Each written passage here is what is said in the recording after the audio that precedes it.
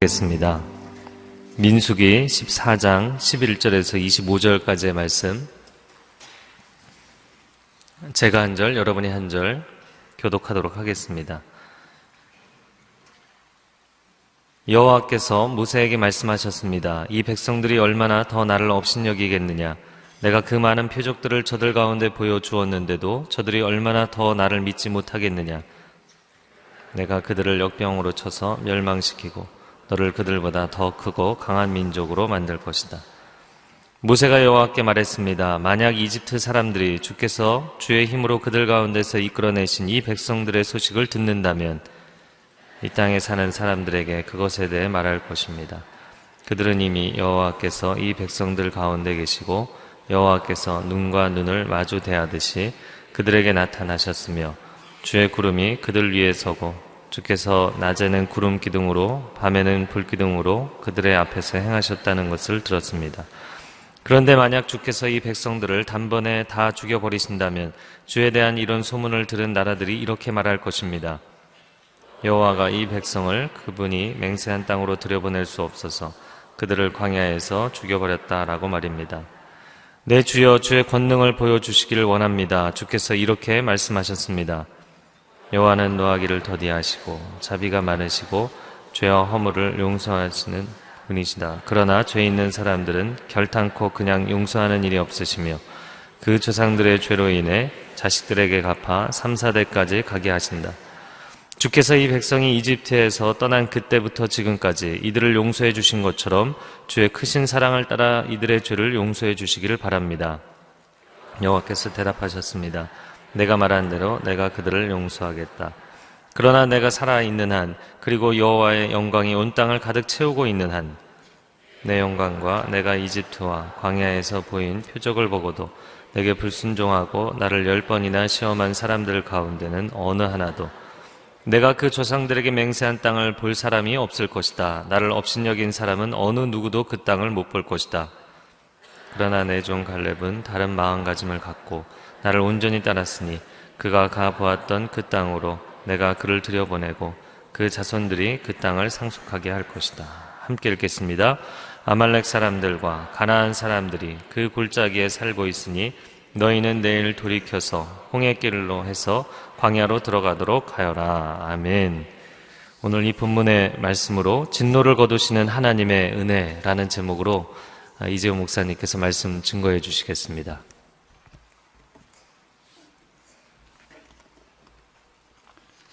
기도드리겠습니다. 오늘도 하나님의 은혜 가운데 우리가 거하고 있음을 믿으며 하나님 앞에 나왔습니다. 그 은혜를 다 깨닫지 못하고 받아들이지 못하고 누리지 못하는 저희 연약함 속에서도 저희를 버리지 아니하시고 그 은혜를 거두지 아니하시고 영원하신 하나님의 그 언약의 은혜 가운데 우리를 붙잡아 주시는 줄로 믿습니다. 그 은혜의 보좌 앞에 담대히 나온 주의 백성들 가운데 하나님의 은혜와 진리로 충만케 하여 주옵소서. 예수님의 이름으로 기도하옵나이다. 아멘. 현대 교회의 문제는 하나님의 진노에 관한 무지, 그리고 하나님의 진노에 대한 침묵이라고 말할 수가 있습니다. 성경 전체에서 나타난 하나님에 관한 지식은 사랑의 하나님이라는 단어보다 진노의 하나님이라는 단어가 훨씬 더 많습니다. 성경 구절들을 주제별로 묶어놓은 성구사전, 콘코던스를 찾아보면 하나님의 사랑이라는 단어보다 하나님의 진노라는 단어가 훨씬 더 많이 나옵니다. 그것은 하나님의 사랑보다 하나님의 진노가 더 크다는 뜻이 아니라 이 역사 속에 하나님께서 찾아오실 때 역사 속에 일어난 일들을 보면서 하나님이 진노하실 만한 일들이 그토록 많았다는 것을 우리에게 가르쳐주고 있습니다. 창세기 3장에서 에덴 동산에서 하나님께서 아담과 하와의 죄에 대하여 진노하시고 에덴 동산에서 쫓아내신 이후로부터 수없이 많은 역사 속에 하나님의 징벌이 나타납니다. 죄에 대한 하나님의 진노. 요한계시록 마지막에 보면 마지막에 있을 대환란, 이 모든 것들이 다 하나님의 진노의 표현이죠. 로마서에서 보면 이 하나님의 사랑, 하나님의 구원을 우리에게 설명해 주는 이 기쁜 소식을 전하기 전에 먼저 나쁜 소식을 전합니다. 우리가 믿음으로 값없이 의롭다함을 받는 이 구원을 설명하기 전에 로마서 1장, 2장에서는 온 세상에 대한, 그리고 인간들에 대한 하나님의 진노를 먼저 설명하고 있는 것입니다. 그러므로 진노의 하나님을 깨닫지 못하면 사랑의 하나님을 깨닫지 못하는 것입니다. 진리의 하나님을 깨닫지 못하면 은혜의 하나님을 깨닫지 못하는 것입니다. 우리가 받는 구원의 은혜는 하나님의 진노로부터 건짐을 받는 은혜인 것입니다. 그러므로 하나님의 진노에 대한 지식, 또 하나님의 진노가 이 땅에 얼마나 임해 있는가를 우리가 깨닫지 못하면 하나님의 은혜는 놀라운 은혜가 아닌 것입니다. 우리가 믿는 이 신앙은 조금 더 나은 사람을 만드는 것이 아닙니다. 다른 사람보다 조금 더 교양 있는 사람을, 그런 사람이 되기 위해서 예수님 믿는 것이 아닙니다. 보다 더 종교적인 사람이 되고, 보다 더 철학적인 사람이 되고, 똑같은 인생을 살지만 보다 더 고상한 인생을 살기 위해서 우리가 예수님 믿는 것이 아닙니다.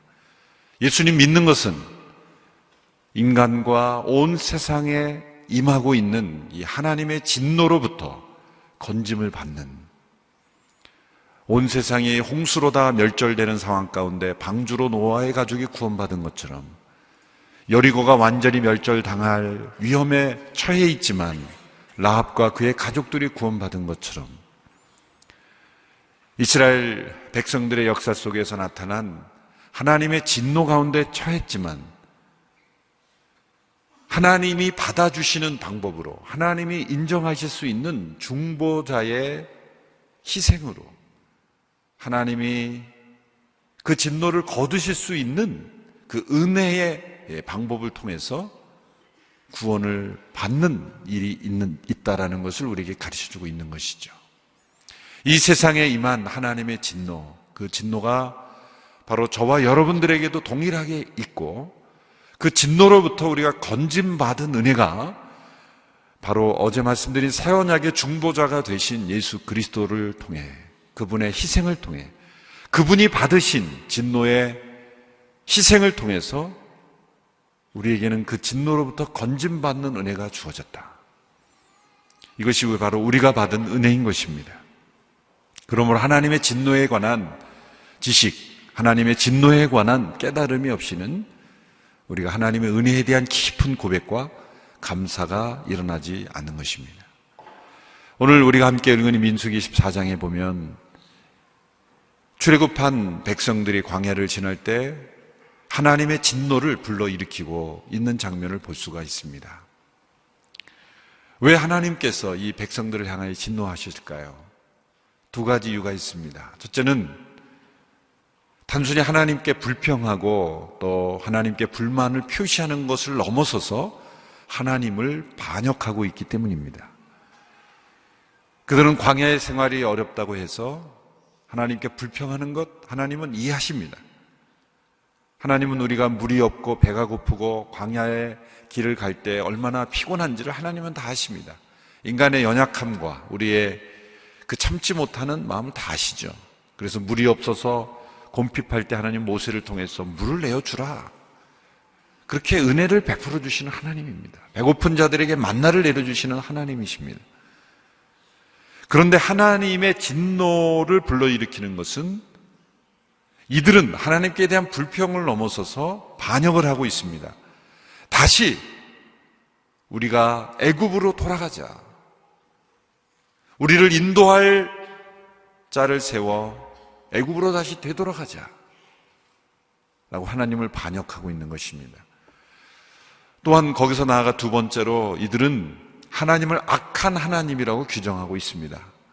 우리를 애굽에서 인도해낸 하나님이 우리를 이 광야에서 죽게 하려고 우리를 광야에 인도한 것이다. 하나님을 죽이시는 하나님, 하나님을 우리를 괴롭히시는 하나님, 우리를 여기서 끝장내시는 하나님으로, 하나님을 악한 분으로 규정하고 있다는 것이죠.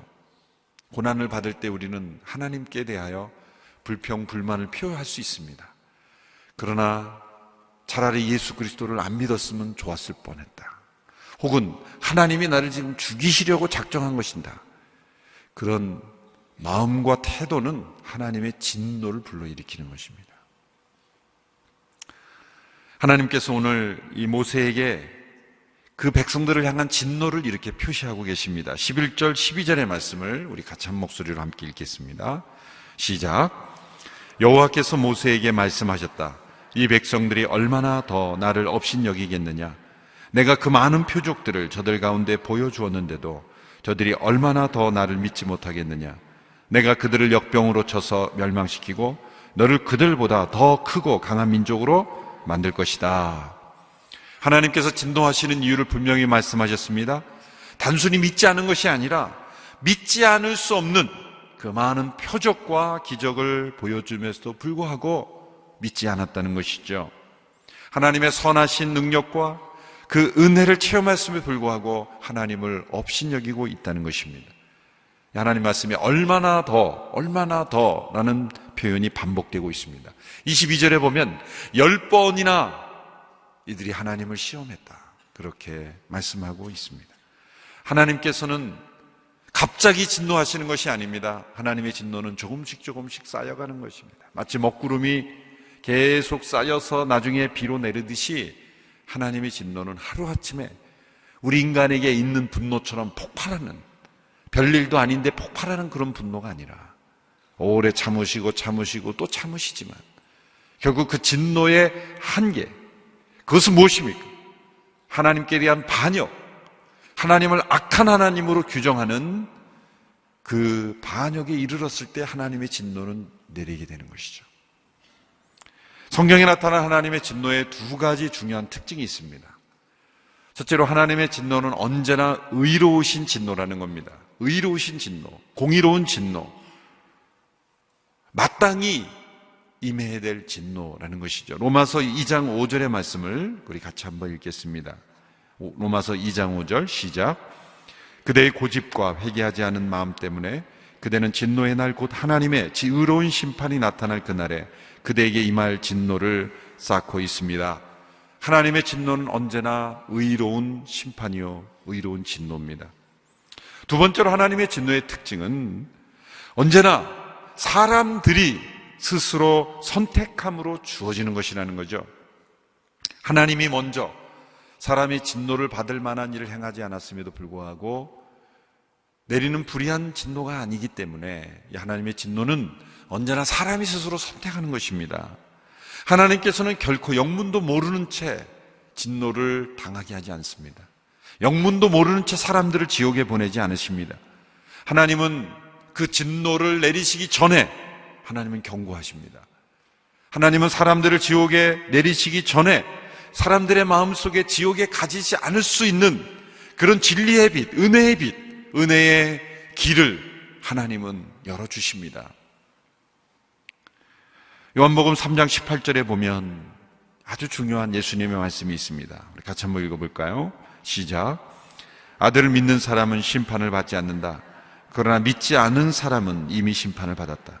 하나님의 독생자의 이름을 믿지 않았기 때문이다. 자, 예수님을 믿는 사람은 심판을 받지 않고 예수님을 믿지 않은 사람은 이미 심판을 받았다라는 말에 많은 불신자들이 기분 나빠합니다. 예수님 믿지 않는다고 괘씸하게 여기서 우리를 죽이고 예수 믿는 사람은 살려주시고 그래서 나는 안 믿을 거야. 그렇게 오기로 나가는 분들이 있죠. 이 말씀은 무슨 뜻일까요? 이 말씀의 전제는 예수님을 믿건 믿지 않건 간에 이 온 세상은 하나님의 진노 가운데 처해 있는 겁니다. 예수님을 믿건 믿지 않던 간에 온 세상은 하나님의 진노 가운데 있고 하나님의 진노가 내려도 그 하나님의 진노는 의로운 진노의 심판입니다. 하나님이 온 세상을 심판하셔도 하나님은 의로우신 분입니다. 이미 이 세상은 진노 가운데 처해 있다는 전제를 우리는 받아들여야 되는 것이죠.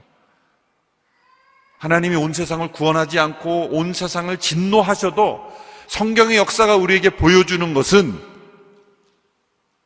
이 구약에 나타난, 신약에 나타난 이 모든 역사의 사이클은 이미 이 시대가 진노받아 마땅한 시대요, 멸망의 세대요, 하나님의 저주가 임하기 직전의 상태라는 것, 말세라는 것, 말세 중에 말세라는 것, 디모데후서 3장에 나타나죠.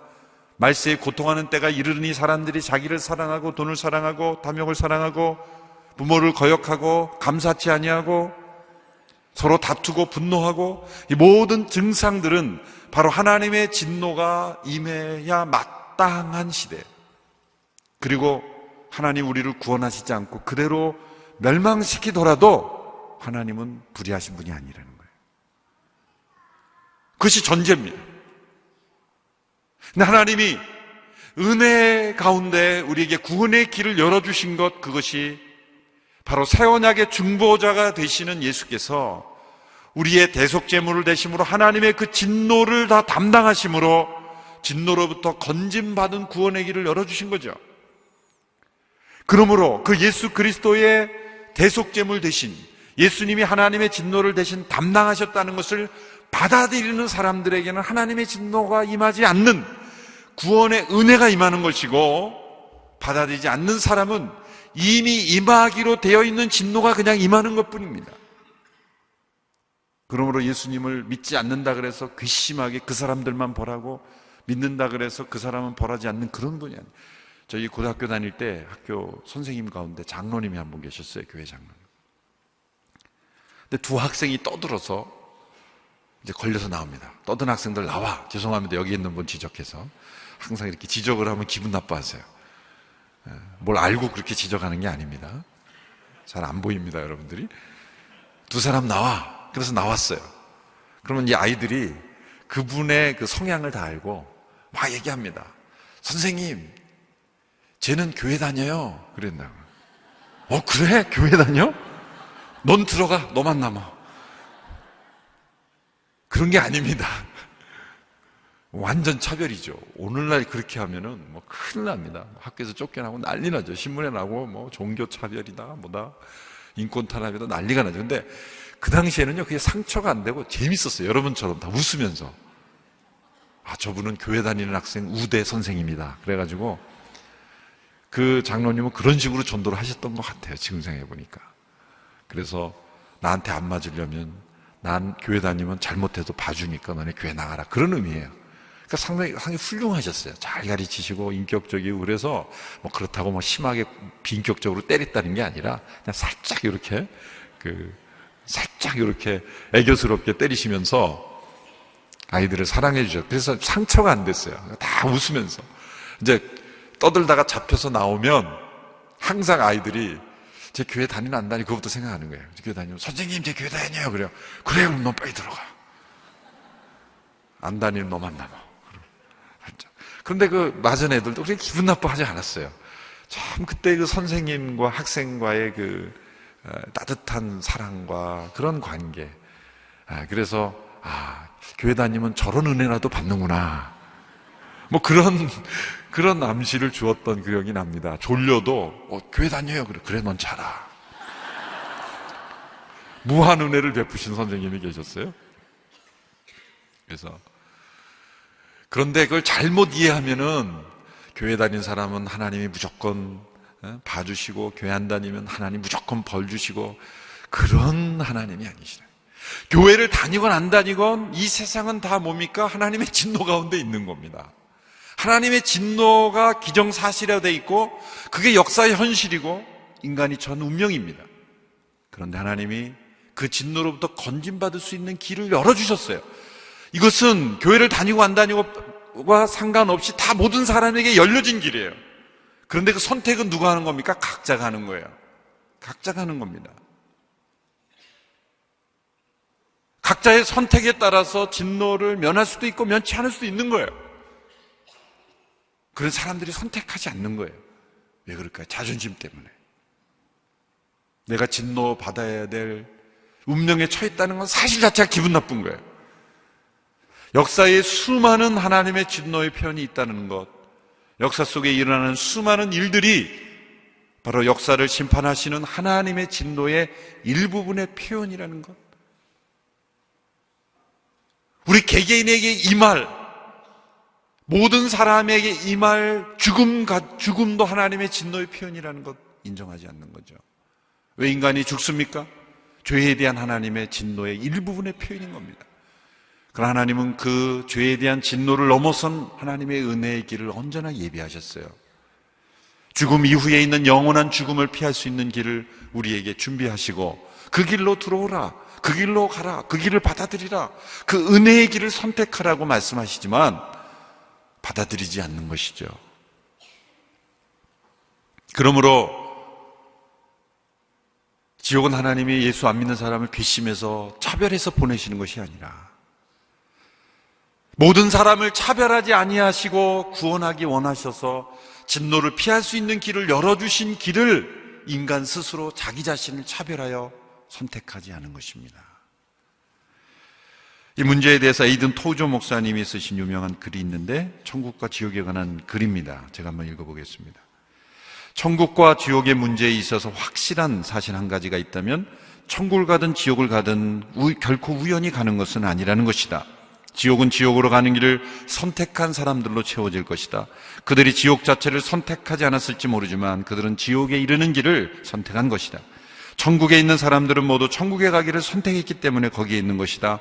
죽어서 깨어나 보니 자신이 천국에 있음을 알고는 내가 여기에 오려고 계획한 것은 아닌데 우연히 왔다고 할 사람은 아무 사람도 없을 것이다. 천국은 노예들로 채워지지 않을 것이다. 강제로 징집되어 천국에 온 사람은 하나도 없을 것이다. 천국에 온 사람들은 그들의 주권적 자유를 사용하여 예수 그리스도를 믿고 하나님의 뜻에 굴복하는 편을 택했기 때문에 거기에 온 것이기 때문이다. 우리가 그 천국과 지옥이 없는데 우리가 선택해서 만든 것이 아니라 실제 존재한 하나님의 진노로부터 건짐을 받는 길이 있음에도 불구하고 우리가 선택하지 않은 것이죠. 끝까지. 저는 어때 그런 생각을 해봤어요. 지옥을 만드신 하나님에 대해서 어떤 사람들은 지옥은 없다, 사랑의 하나님이 지옥을 만드실 리가 없다 그런 말했죠. 지옥이 없다면 천국도 없는 것이고 진노가 없다면 사랑도 없는 것입니다. 진리가 없다면 은혜가 없는 것처럼 지옥은 사탄을 위해 준비된 곳입니다.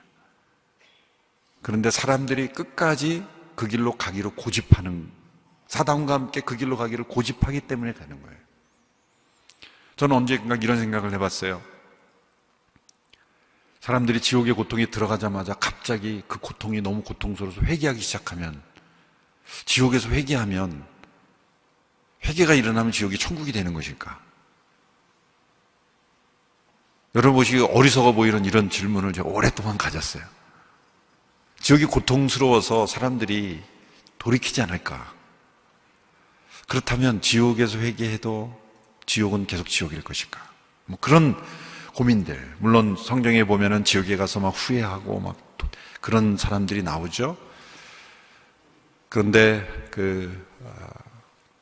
시카고의 무디 기념교회 담임하실 어윈 누처 목사님이 쓰신 글을 보니까 그분은 지옥은 그분 생각에, 그분 믿음이에요. 그러니까 약간 다를 수는 있지만 저는 참 공감이 가요. 지옥에 가는 사람들은 지옥에 가도 회개하지 않을 사람들이다. 지옥에 가도 불평하고 불만하고 왜 나를 여기에 보냈냐고 그렇게 대들고 지옥의 그 불에 떨어지는 그런 엄청난 고통이 느껴져서 회개할 사람은 그 이전에 하나님이 주시는 죽음의 고통, 질병의 고통, 고난의 인생의 광의 고통을 통해서 회개가 일어날 것이다. 하나님께서 우리 인생의 고통과 죽음이라는 그 엄청난 진노를 맛보게 하시는 이유가 뭘까요? 그것은 영원한 진노를 피할 수 있는 길을 주시는 거예요. 돌아오라. 이 지옥의 진노에 내가 너를 보내지를 원치 않는다. 살아날 길이 있다. 그러므로 그 길을 선택하라고 부르시는 하나님의 은혜의 초청인 것입니다. 하나님께서 이스라엘 백성들의 이런 반역에 대해 어떻게 진노를 표시하셨어요? 하나님은 이렇게 말씀하십니다. 전염병으로 이 모든 백성들을 다 진멸해버리고 모세, 내가 너를 통해서 새로운 민족, 그리고 크고 강한 민족을 내가 일으킬 것이다. 이게 하나님의 계획이었습니다. 하나님께서 모세에게 자신의 계획을 이렇게 먼저 가르쳐 주신 것이 참 얼마나 인격적입니까? 근데 하나님의 계획대로 실행하셔도 되는데 중보자로 부르신 이 모세에게 계획을 가르쳐 주시는 거예요. 먼저 가르쳐 주시는 거예요. 자, 모세를 아브라함처럼 선택하시겠다는 거예요. 노아처럼 하나님께서 모든 사람들을 다 진멸하시는 가운데 노아를 살려두신 것처럼, 모든 백성들 가운데 아브라함을 택하신 것처럼, 모세 너를 통해서 모든 사람들은 다 멸절해 버리시고 모세 한 사람을 통해 새로운 인류를 시작하시겠다는 거예요. 이스라엘 민족들에게는 나쁜 소식이지만 모세에게는 어떻게 보면 영광스러운 기회이죠. 모세는 이 일반 역사가들, 이 세큘러 히스토리를 쓰는 사람들은 이스라엘의 역사의 조상을 모세로 기록한 사람들이 의외로 많습니다. 그런 성경의 역사를 무너뜨리는 거예요. 모세가 이스라엘 조상이 아니죠. 아브라함으로부터 시작한 거죠. 셈의 후손 가운데. 그런데 궁극적으로 보면 이 아브라함만이 아니라 아브라함의 조상인 셈이 있고 노아가 있고 하나님이 살려두신 노아가 있는 거예요. 노아는 아담의 후손, 아담의 자손이죠. 그러므로 이 아브라함처럼 새로운 인류의 조상이 된다는 것은 모세에게 있어서는 영광스러운 기회였어요. 사단이 이렇게 속삭였을 거예요. 너 참 잘됐다. 얼마나 좋은 기회이냐. 너가 먼저 하나님께 제안한 것도 아니고 하나님이 먼저 모든 백성들은 다 멸해버리시고 너를 보존하셔서 너를 통해서 새로운 민족을 이루시겠다고 하니 얼마나 그건 좋은 기회냐. 받아들여라. 예세라. 그게 사단은 속삭일지 몰라요. 아마 나였으면 어떻게 했을까? 이재훈이라면 어떻게 했을까 생각해 봤어요. 아마 저는 제가 생각했던 거를 솔직하게 여기 적어봤습니다. 하나님 잘 생각하셨습니다. 제가 봐도 이 백성들 가망 없습니다. 그리고 하나님 사람 참 잘 보셨습니다. 저를 민족의 조상으로 저를 사용하신다니 제가 생각해도 탁월한 선택인 것 같습니다. 열심히 해보겠습니다. 그러면 새로운 민족의 이름은 뭐라고 지을까요? 이런 생각들이 막 떠오르는 거예요. 저는 갑자기 하나님의 뜻에 100% 순종하는 사람으로 변화됩니다.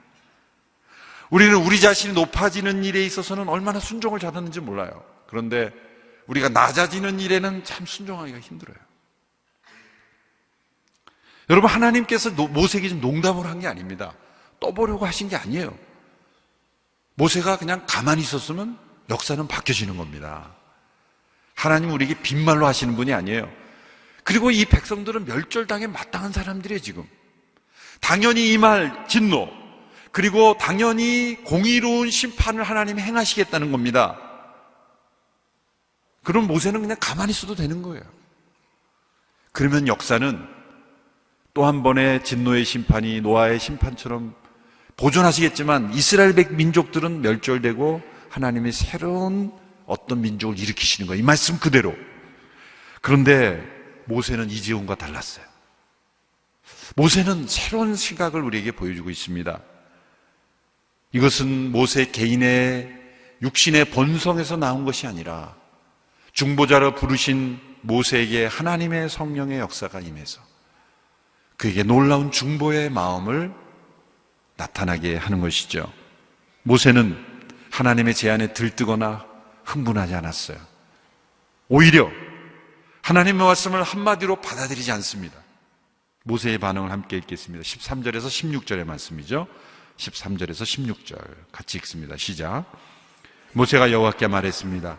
만약 이집트 사람들이 주께서 주의 힘으로 그들 가운데 이끌어내신 이 백성들의 소식을 듣는다면 이 땅에 사는 사람들에게 그것에 대해 말할 것입니다.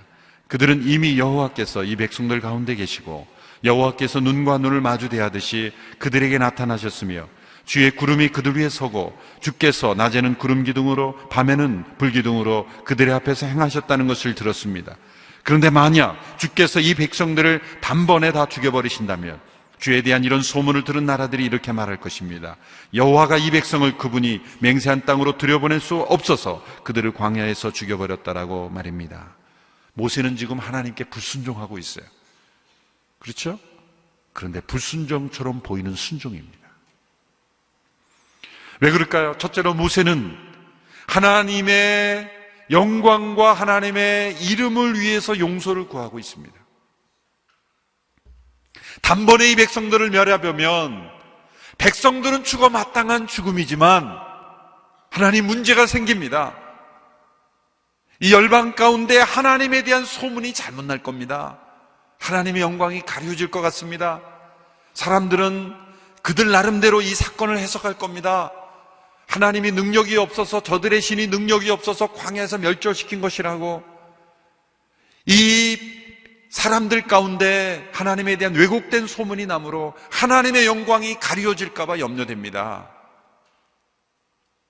이 모세는 하나님의 영광에 대한, 하나님의 이름에 대한 열심을 가지고 있는 것입니다. 성경의 역사를 통해 알 수 있는 것은 하나님은 당신의 거룩하신 이름을 위하여 일하시는 하나님이라는 거죠. 여러분, 하나님이 당신 자신을 이름을 위하여 일하시는 것이 이기적인 것 아닙니까? 아닙니다. 하나님께서 정말 최고로 영광 받으셔야 되고 최고로 경배를 받으셔야 될 분이라면 최고의 경배를 요구하시는 것은 당연합니다. 하나님이 만일 이렇게 말씀한다고 생각해 보세요. 나한테만 영광 돌릴 필요가 없어. 다른 신에게도 좀 영광을 나누어줘.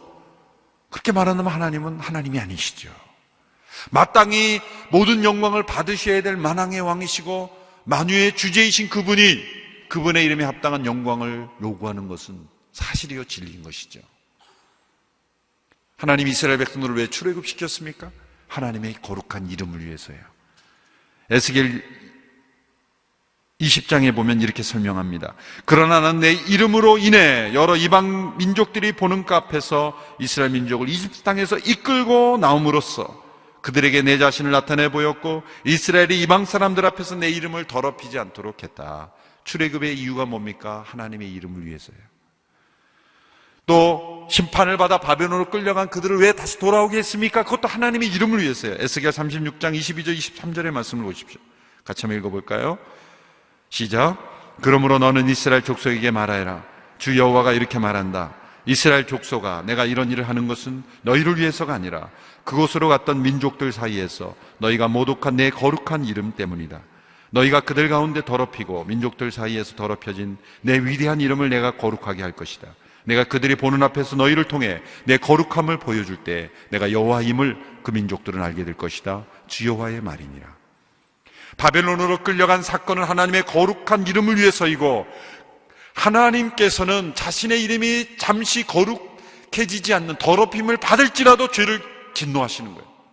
그러나 하나님은 자신의 이름이 더럽혀진 이방 가운데서 반드시 그 거룩한 이름을 회복하십니다. 그래 돌아오게 하시는 거예요. 모세는 이 하나님이 어떤 하나님인 줄 알았어요. 이 하나님의 이름이 이방 가운데 더럽혀지는 것은 있어서는 안 된다는 거죠. 그래서 그 하나님의 마음을 붙잡은 것입니다. 하나님의 영광, 하나님의 존귀하신 이름을 구한 거예요. 그리고 나아가 두 번째로 하나님의 성품, 하나님의 은혜에 호소하며 용서를 구합니다. 17절, 18절의 말씀 우리 같이 읽습니다. 시작. 내 주여 주의 권능을 보여주시기를 원합니다. 주께서 이렇게 말씀하셨습니다. 주 여호와는 노하기를 더디하시고 자비가 많으시고 죄와 허물을 용서하시는 분이시다. 그러나 죄 있는 사람들은 결단코 그냥 용서한 일이 없으시며 그 조상들의 죄로 인해 자식에게 갚아 3, 4대까지 가게 하신다. 주의 권능을 보여주십시오. 이 권능은 어떤 권능입니까? 기적을 일으키는 권능이 아니라 은혜를 베푸시는 권능을 보여달라는 겁니다. 자녀들하고 부모가 대립이 될 때 부모가 꼼짝 못하는 자녀의 말이 있어요. 그건 뭡니까? 부모가 한 말을 가지고 부모에게 공격할 때 엄마 아빠가 이렇게 말했지 않아? 꼼짝 못합니다. 부모가 한 말을 기억하고 붙잡고 그 말을 가지고 다시 자녀가 부모에게 대항하면 부모는 할 말이 없는 거예요. 부모가 그렇게 말해놨어요. 우리 하나님 아버지께서 말씀하신 내용이 뭡니까? 그 하나님은 어떤 하나님입니까?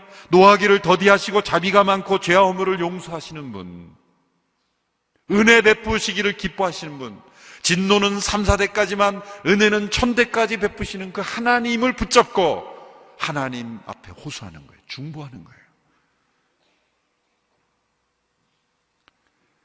자, 하나님의 계획은 뭡니까? 다 멸절하고 모세 내가 너를 선택해서 너를 크게 하겠다라고 계획하셨는데 모세는 어떻게 하면 정반대로 하나님 그렇게 하지 마십시오. 하나님이 인내가 더 있어야 될 시기입니다라고 하나님 말리고 있어요.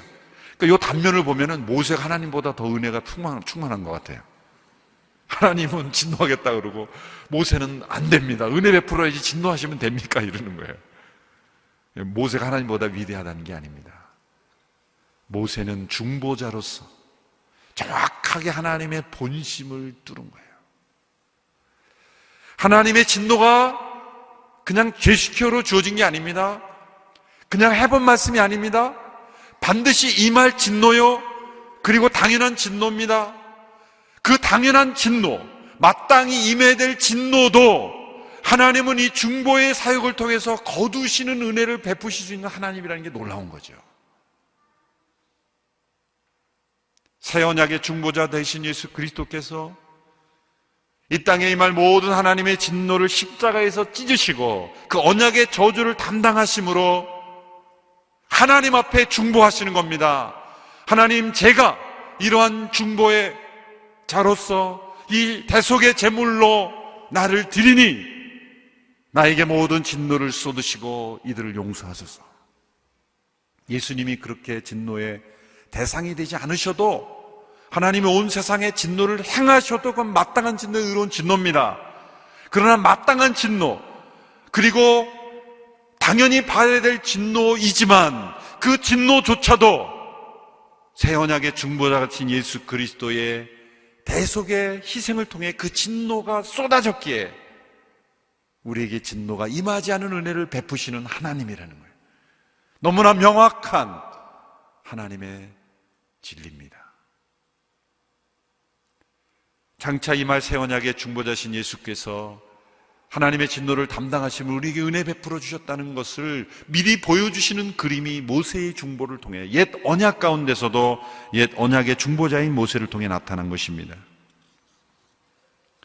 모세는 19절에서 하나님의 사랑에 호소합니다. 19절의 말씀을 같이 한번 읽겠습니다. 19절 시작. 주께서 이 백성이 이집트에서 떠난 그때부터 지금까지 이들을 용서해 주신 것처럼 주의 크신 사랑을 따라 이들의 죄를 용서해 주시기를 바랍니다. 주의 크신 사랑이란 단어는 헤세드입니다. 헤세드는 사랑으로도 번역되고 은혜로도 번역이 돼요. 사랑과 은혜가 하나 된 거예요.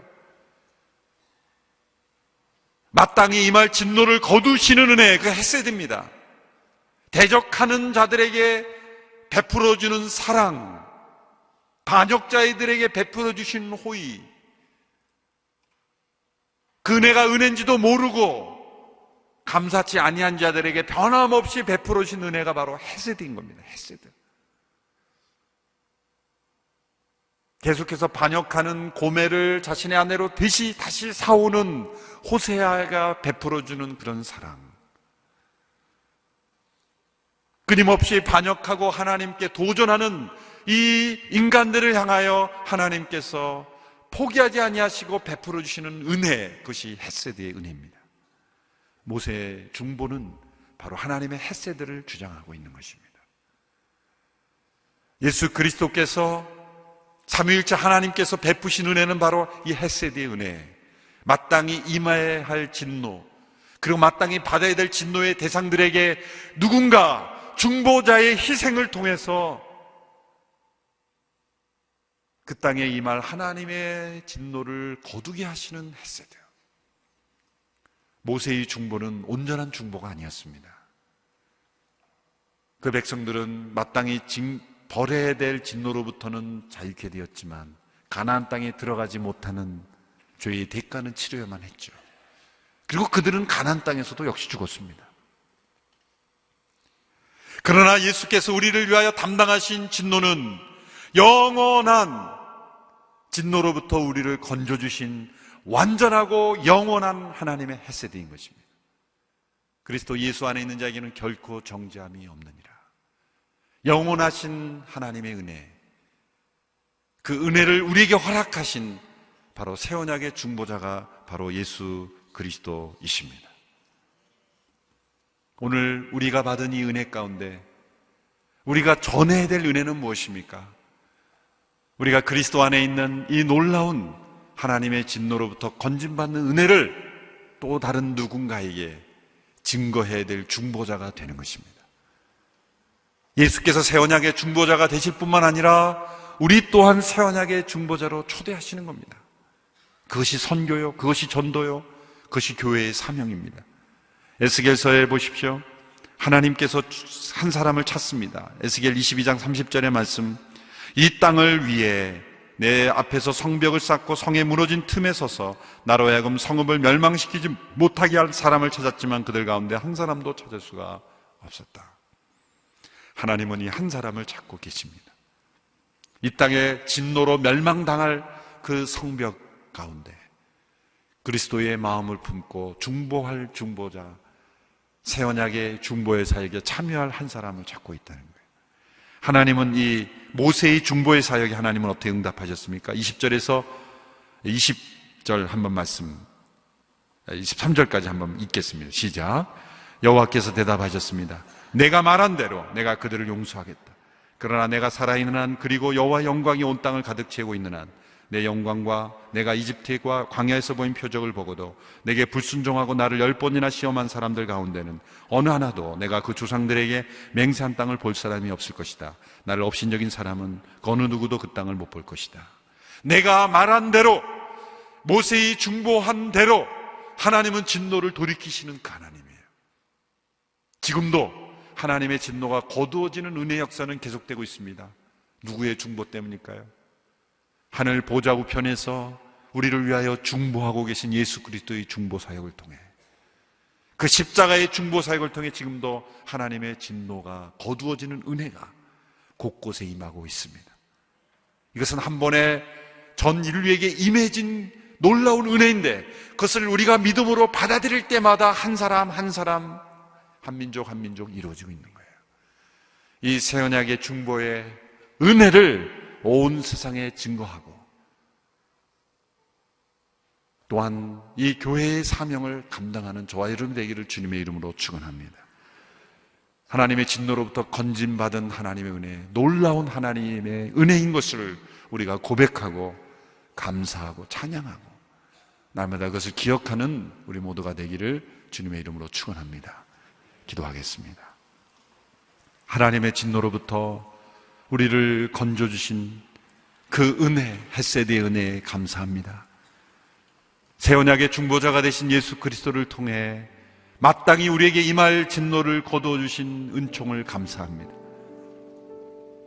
그 하나님의 진노로부터 건진받는 은혜가 얼마나 놀라운지, 새 언약의 중보자가 되신 예수 그리스도로 인하여 그분의 희생을 통해 나에게 임할 진노가 거두어졌음을 감사하며, 지금도 온 땅 가운데 임한 그 하나님의 진노를 피할 길이 있으나 피하지 않는 영혼들을 피할 수 있는 길로 인도할 수 있는 중보자로 저희를 불러주신 것을 감사합니다. 하나님이 찾으시는 그 한 사람의 중보자가 되게 하여 주옵소서. 예수님의 이름으로 기도합나이다. 아멘.